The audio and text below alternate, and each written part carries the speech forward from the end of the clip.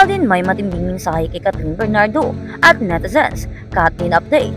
Kung bago ka lang sa channel na ito, huwag kalimutang mag-like, share, comment, and subscribe na patuloy na umusbong sa mundo ng showbiz.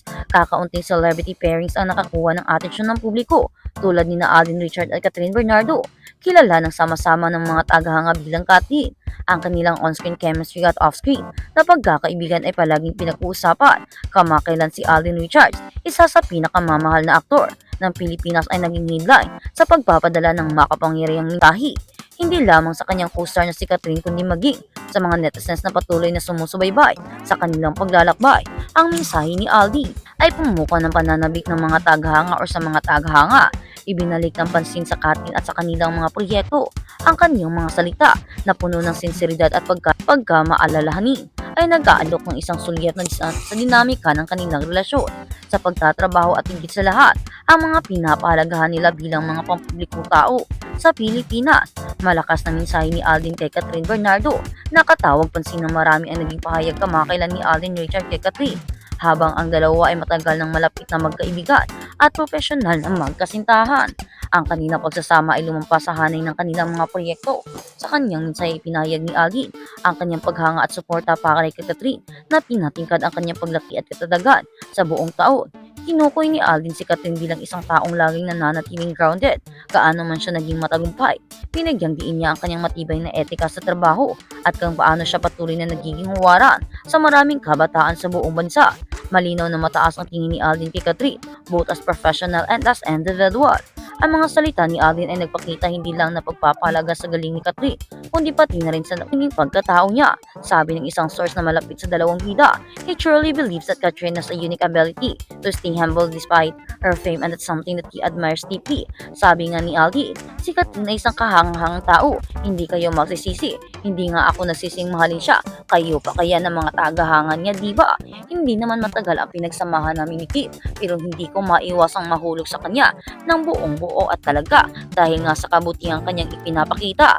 Si Catherine Bernardo ay truly deserving sa taong magmamahal sa kanya. Hindi ko makikitang nasasaktan si Catherine Bernardo at hindi ko rin matatanggap na masaktan siya.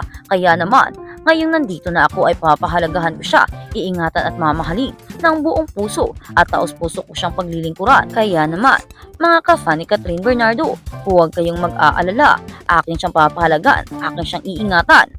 You can count on me talaga. Hindi ko kayo bibiguin. Alam ko ang suportang ibinibigay ninyo. Kaya naman huwag kayong mag-aalala. Hindi ko kayo bibiguin at hindi ko sasayangin ang ibinibigay ninyong paghanga para sa amin ni Catherine.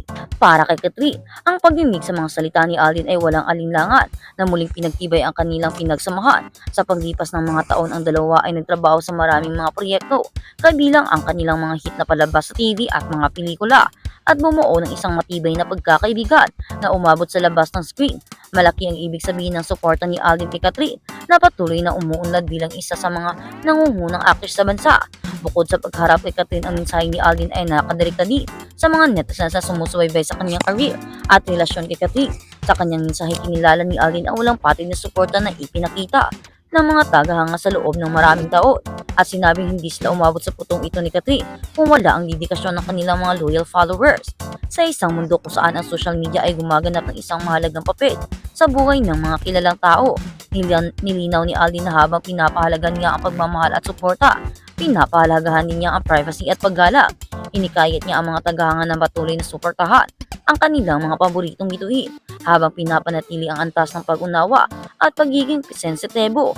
Ang entertainment industry, kung tutuusin, ay hindi lang tungkol sa glamour at katanyagan, kundi pati na rin sa mga personal na buhay at pakikibaka na nararanasan ng mga celebrity. Ang mga tagahanga ay may kapangyarihan na bumuo at mag-angat, ngunit mayroon din silang responsibilidad na igalang ang mga hangganan ng kanilang mga idolo. Pahayag ni Alden sa marami na nakakita sa kanya bilang hindi lamang isang mahusay na aktor, kundi isang responsableng pampublikong figura na nauunawaan ang kalagahan ng pagpapanatili ng isang malusog na relasyon sa mga tagahanga at mga tagasunod. Napapanahon ang panawagan ni Alden para sa paggalang at pag-unawa, lalo na sa panahon kung saan ang pag-uugali sa online ay madaling mawala ng kontrol. Pinaaalalahanan niya ang mga netizens na ang pagiging fan ay higit pa sa hype at excitement ng ng showbiz. Ang tunay na paghanga para sa isang artista ay dapat isama ang pagkilala sa kanilang pagkatao at mga hamon na kinakaharap nila sa buhay at sa labas ng kamera. Ang content phenomenon at content fandom ay lumago ng husto sa paglipas ng mga taon na may milyon-milyong tagahanga na sumusuporta kina Alden at Catherine bilang mga individual na bituin at bilang isang pares. Ang chemistry na ibinabahagi nila ay hindi maikakaila at ito ay isa sa mga nagtutulak sa likod ng kanilang maraming matagumpay na pakikipagtulungan. Una nang umani ang atensyon sina Alden Richard at Catherine Bernardo bilang magkaparehas sa pamamagitan ng kanilang proyekto na nagpapakita ng kanilang hindi maikakaila na chemistry at wagas na pagmamahal sa isa't isa. Kaya sigaw ni na Alden Richard at sa marami at ang kanyang paalala, kung kayo nga ay tagahanga, huwag niyo sanang bigyan ng masasakit na salita ang inyong mga iniidolo kapag sila ay nagkamali dahil hindi naman sila perpektong tao, isa din silang tao na kung saan ay nagkakamali din. Kaya sana, huwag niyo sanang isipin na perpekto kami at kung ano man ang kamali ang aming nagawa, ay huwag niyo sana kaming i-bash at sana naman na inyo kaming pagsabihan lamang upang amin itong maisaayos. Kaya sana naman at inyong mga idolo ay umaat kami at nangihingi sa inyo ng mga pagsuporta at pangunawa na sana kung kami ay magkamali ay huwag niyo sana bigyan ng mali siya ito at huwag niyo sana kaming bigyan ng masasakit na salita, ibabas or gawa ng mga pambabatikos dahil kung totoo kayong taga-suporta.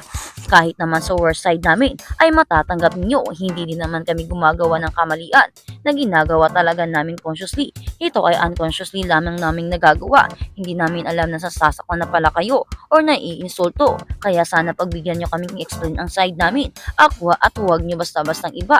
Kung talagang fan kayo namin, ay suportahan nyo kami at iwasto ang pagkakamali namin kaysa pagsabihan kami ng masama at nasasakit na salita dahil hindi namin matanggap kung fan namin kayo. Bakit kayo ganun diba? Kaya naman sana as a fan, marunong kayong magmahal kahit naman sa bad side namin dahil hindi naman lahat ng oras ay perpekto kami or hindi sa lahat ng oras tama kami diba?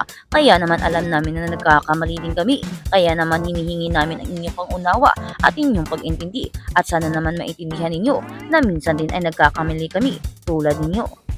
Ani pa nga ni Alden Richard. Ayaw ko yung nararanasan namin yun. Marami akong naririnig na mga salita, lalo na tungkol kay Catherine Bernardo. Hindi ko maikakaila na nasasaktan din ako para sa kanya dahil sa mga haka-hakang ginagawa niyo at mga isyong inyong pinapalabas. Hindi ito deserve ng tao. Sana maintindihan ninyo na minsan ay nagkakamali din siya. Alam naman natin si Catherine na galing sa masakit na experience. Alam naman natin kung gaano siya ka-pressure. Lalo pa siya ang binansagang magaling na artista, diba? Kilalang kilala sa showbiz industry at entertainment. Alam na alam namin yun at tanggap na tanggap ko iyon. Kaya naman sana, huwag niyo siyang bigyan ng mga